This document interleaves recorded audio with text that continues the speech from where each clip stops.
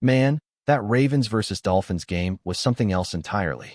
The energy, the build-up, the drama. It had everything a football fan could ask for. And before the game even started, you had Chad Johnson out there doing what he does best, stirring the pot. He was all over social media, talking up the Dolphins like they were about to steamroll Baltimore.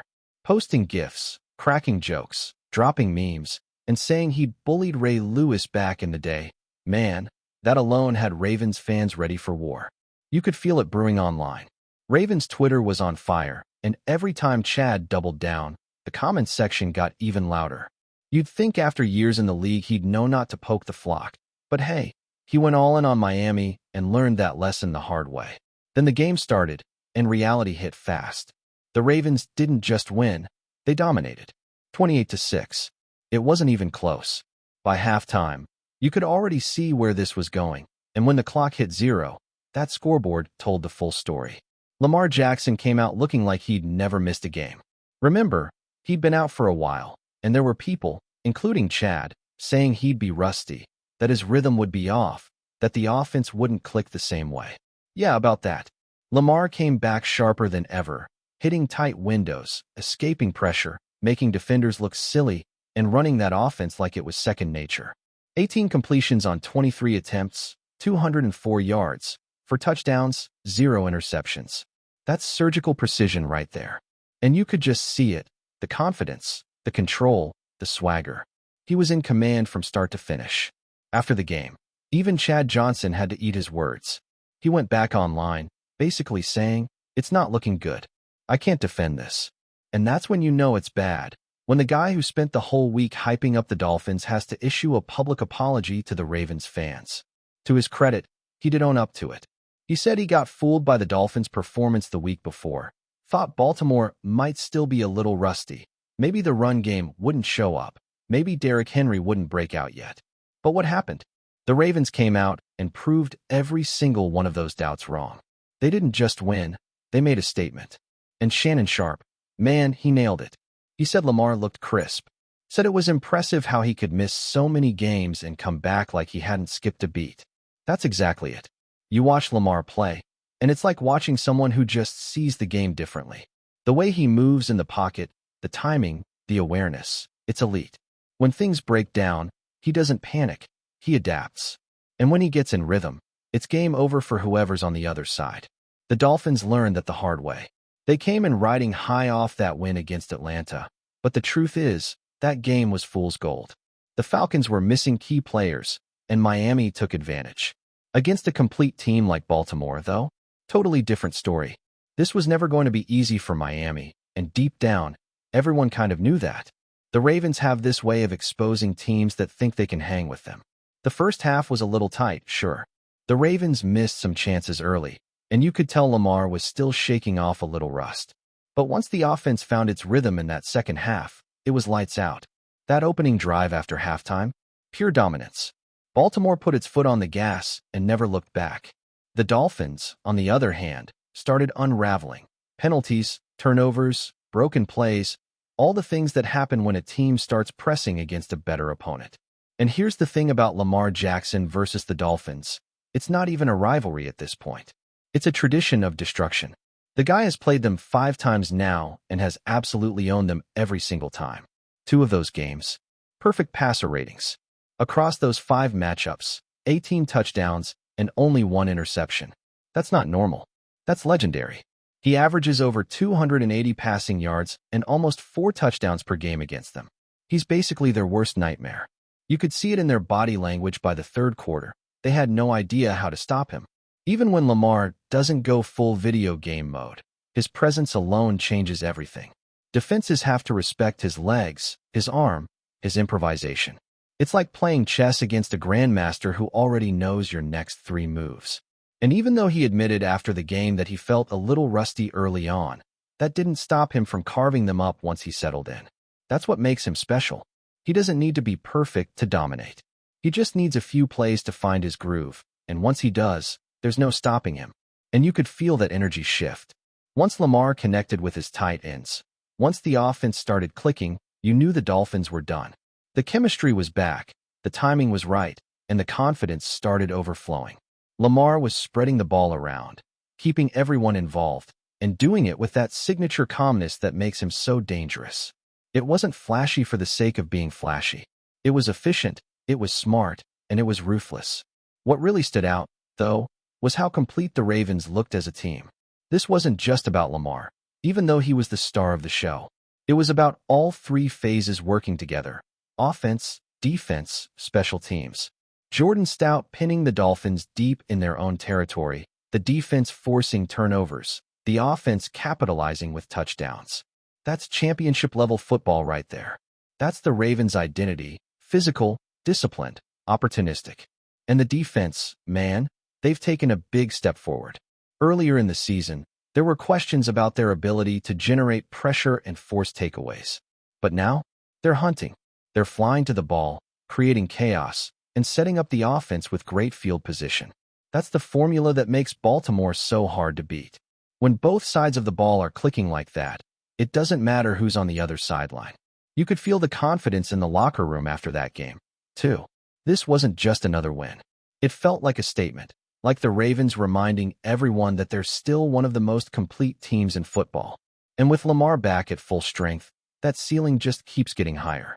You can see it in the way the guys talk about him, the way they rally around him. Zay Flowers, for example, said after the game, "We're just getting started." That's the kind of energy you want to hear. It's not cocky, it's confident. These guys know what they're capable of when everything's clicking. And let's be honest, Lamar Jackson is one of one. The stats don't even do him justice. He's tied with Peyton Manning for the most games with 4 or more touchdown passes and 5 or fewer incompletions. He's done that 6 times already, and he's not even 29 years old. Think about that. The only guys close to that mark, Tom Brady, Drew Brees, Aaron Rodgers, are either retired or on their way there. Lamar is still in his prime, rewriting the record books as he goes. This season alone, he's thrown 14 touchdowns and just 1 interception. His passer rating through the first 5 games? 136.7, the highest in NFL history for that stretch. And here's the wild part. He's played fewer games than most of the other top quarterbacks, but he still has more touchdown passes than guys like Daniel Jones, Baker Mayfield, and even Josh Allen. That's the definition of efficiency. What we're watching right now isn't just a good stretch of football. It's a generational player at his peak, leading a team that's finding its rhythm at the perfect time. Lamar's not just winning games. He's redefining what it means to play the position. And after that performance against the Dolphins, I don't think anyone's questioning who the real threat in the AFC is anymore. The Ravens are back, Lamar is back, and the rest of the league better start paying attention. The best part about this whole Ravens resurgence is that it doesn't feel like a one-off. You can sense that this team is building momentum, something real, something sustainable. Lamar's rhythm, the defense's aggression, the chemistry between the new faces and the veterans, it's all clicking at the right time. And even though there's still a long way to go in the season, you can tell there's a belief inside that locker room that this isn't just another good stretch. This feels like the foundation of a real run. Zay Flowers said it best after the game. He stood there with that grin, talking about how everyone's feeling good, how the team's starting to find its groove, and how they just need to take it one game at a time. You could hear the confidence in his voice. Not arrogance, not overhype, just belief. He said, "We're just getting started. We should go on a run right now. Everybody's back, everybody's locked in." That kind of energy is contagious. When your young guys talk like that, and your leaders back it up with performances like Lamar's, that's when you know something special's brewing. And it's not just talk. You can see it in how the team's playing. They're more balanced now than at any point earlier this season. The run game looks alive again. Derrick Henry is finally getting those lanes he wasn't seeing before, and the offensive line seems to be settling in. It's not perfect, but you can see the adjustments. Todd Monken's play calling still has its ups and downs, sure, but when the offense finds rhythm, it's one of the hardest units in the league to stop. The way Lamar distributes the ball, keeping defenses guessing, mixing the short game with those deep shots, it's poetry when it's in sync. Defensively, the Ravens have found that nasty edge again. Early in the year, they were struggling to finish plays. Now, they're flying around, forcing fumbles, getting sacks, and turning defense into offense. That sequence in the Dolphins game, Jordan Stout pinning Miami deep, the defense forcing a turnover, And then Lamar connecting with Mark Andrews for the touchdown. That's vintage Ravens football. That's the identity Baltimore fans have been waiting to see again. It's that sense of physicality and control that says, we're not just here to win. We're here to dominate. The locker room energy after that game said it all. You could tell the players knew this one meant more than just another tally in the standings. This was validation. All the talk, all the doubts, all the outside noise, they silenced it with execution. And what makes it even better is how the team's handling it. No one's getting ahead of themselves. They're not looking at the schedule and circling games months in advance. It's all about that 1-0 mentality, that focus on the next challenge. But at the same time, there's this quiet confidence that feels different. You can just tell they believe they're one of the best teams in football, and they've got the proof to back it up. The stats are wild, too. Lamar's efficiency right now is on another level. In his last 2 seasons combined, he's thrown 55 touchdowns and only 5 interceptions. That's not just good, that's historical. And you can see how much smarter he's playing, how much more comfortable he looks reading defenses. He's not forcing things the way he used to. He's patient, taking what the defense gives him, trusting his guys to make plays. That's growth. That's maturity. And when you pair that with his athleticism, you're looking at a quarterback who can completely change the outcome of any game he touches. There's also this sense that the Ravens' offense is only scratching the surface. Lamar and Zay Flowers are building something special. You can see the chemistry forming.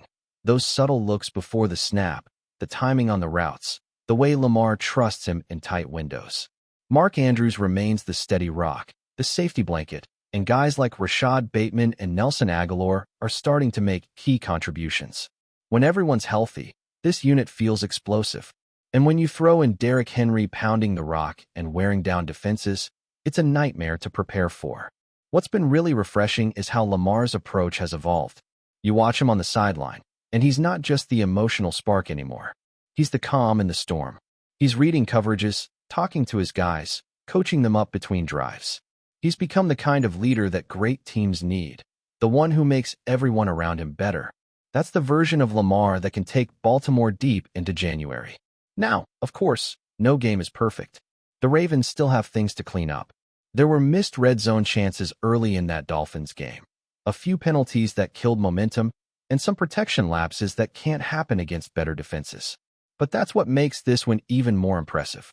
They overcame all of that and still walked out with a 28-6 blowout. That's the mark of a team that's learning how to win the ugly moments too. Before we dive in, don't forget to hit that subscribe button and give this video a thumbs up. Your support keeps us bringing you the latest news on the Baltimore Ravens. And hey, drop your take in the comments below. We want to hear from the flock. The streets of Baltimore are buzzing, and whispers are turning into full-blown roars. DEEBO Samuel, the electric wide receiver, might just be the newest monster unleashed in the Ravens' offense.